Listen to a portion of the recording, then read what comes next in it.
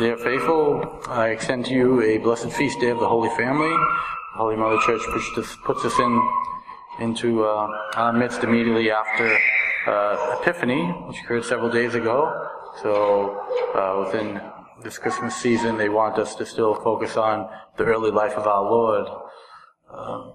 And he said to them, "How is it that you sought me? Did you not know that I must be about my Father's business?"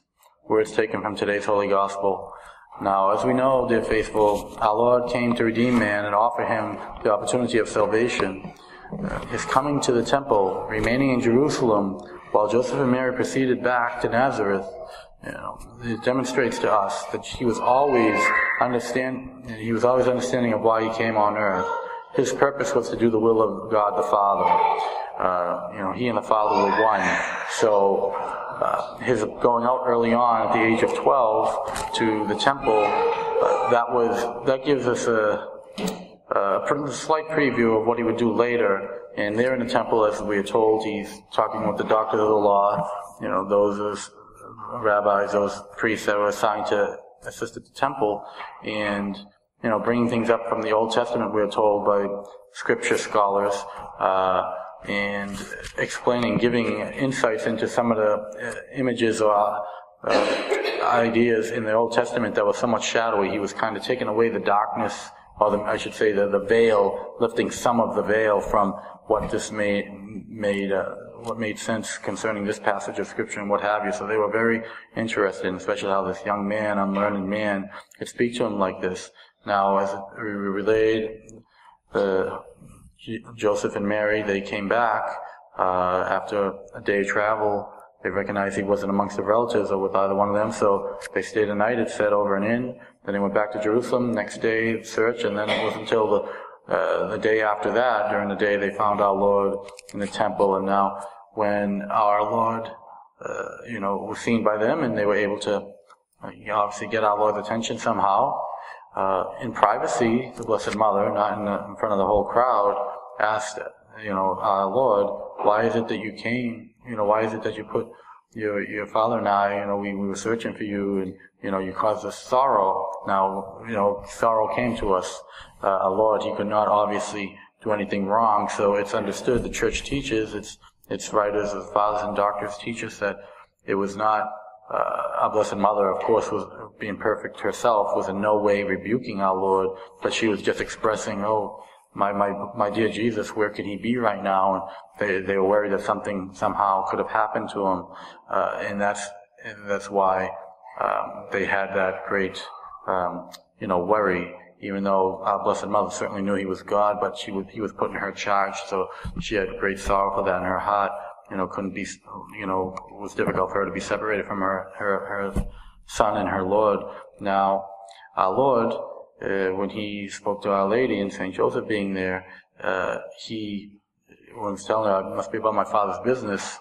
It could not be, because he's God, he could not sin, which some people of recent days, particularly in the Vatican, have intimated, tried to say that our Lord here in this very passage had to ask for forgiveness of Joseph and Mary because of his running off. That is totally wrong, because he is God himself.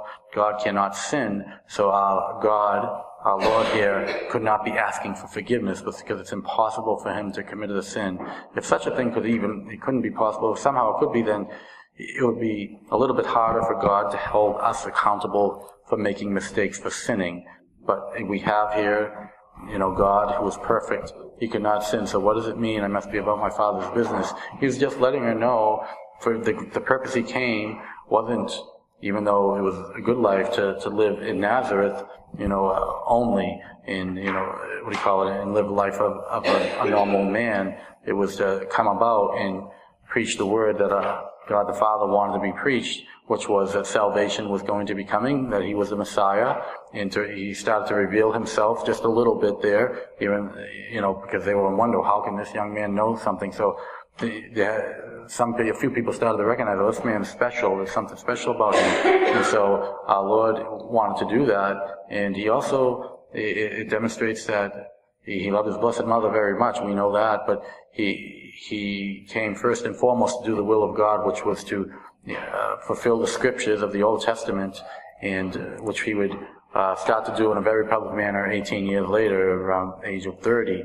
But Our Lady, though, at this point, gets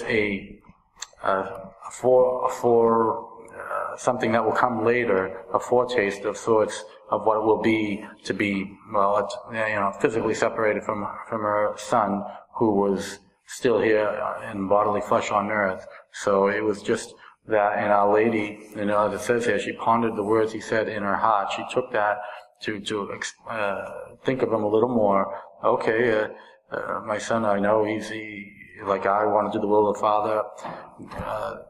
God, Jesus, my son, who's the Son of God, he's also here to do the will of his Father. And his mission, which I believe him that he has a great mission, I don't fully understand how to actually come about as of yet, but I must recognize that is his main purpose here. So Our Lady gives us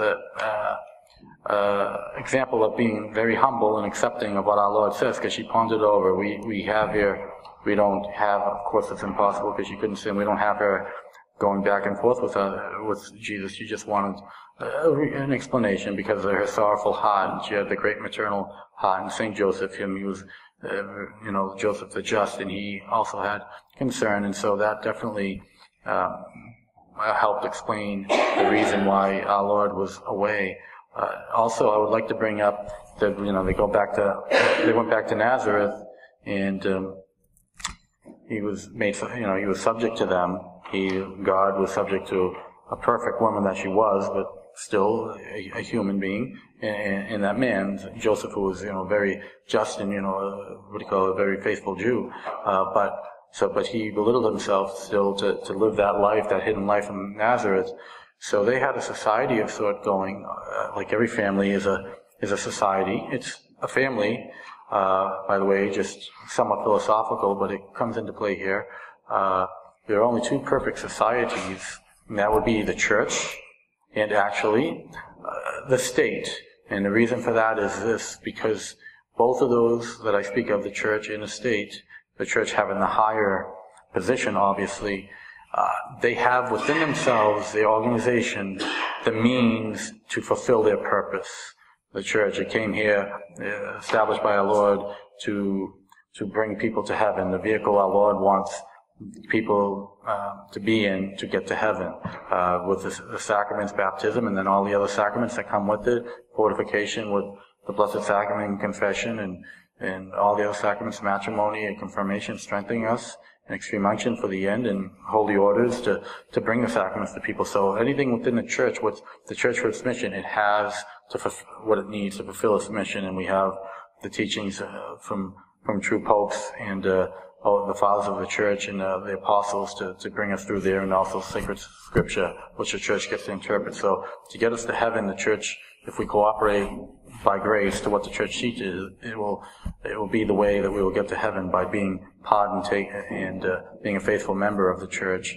And society, the state, the government, however you talk about it, that's a necessary thing too, because without it, you think of it, I know many comments can be said elsewhere concerning what we see, not just here, but around the world now and in the past. But without some boundaries, there would be anarchy, because if one bought property, or has property, or staked a claim, or fine, he's the only one around right now, fine, but sometimes a little time later, a fella a mile down the road starts to build a house. So who says where your property starts and that fellow's ends, and vice versa? Well, you're going to have that registered somehow, or else there's going to be too many squabbles. Also, driving down a road, there are no rules. Well, if this guy's in the left lane and you're coming in the opposite direction, the same lane, well, who's in the right if there is no rules? So there has to be some sort of body, legitimate body, to make sure that society is safeguarded, because that's what it is. The church is to safeguard our souls, to help us safeguard our souls to get us to heaven. They're to safeguard our physical needs, and yes, the church, the government should be looking out for our spiritual needs, like many governments were when we had Christendom functioning in centuries past. They would be doing that too, but they're more on the world the world level in that sense, the physical level. They got a little bit more of a hand in that. And so we got to pray for both, that somehow, that a Catholic, we call it a state, a country can, that one day that we pray that can actually happen in God's good time. And so I would just like, and also the church, and the church at large, but even a small, mission chapel like this, there's, cooperation is necessary. So that's what was happening in Nazareth, the Holy Family, Blessed Mother being the perfect homemaker, and St. Joseph being the artisan he was, providing a living, and our Lord, he assisting them and doing his part as a child and young man.